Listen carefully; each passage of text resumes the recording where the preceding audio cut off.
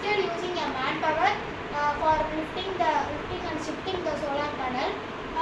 For dust, by dust he said he using 3 operation, daily, weekly and monthly.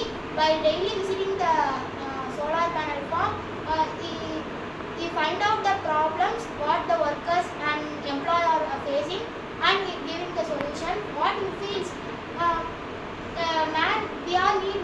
they need manpower for shifting the solar panel from one place to another place. While cleaning the solar panel, we need the manpower. The man workers are facing a difficulty while because the solar panel is too heavy. Then what we think, instead of using manpower, we can install a robot for shifting and shifting purpose.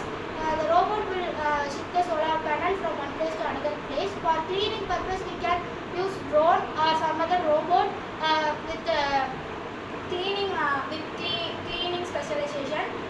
Then pain and gain pain by robot. If every work is done by the robot, then man will suffer. There is no manpower we will use.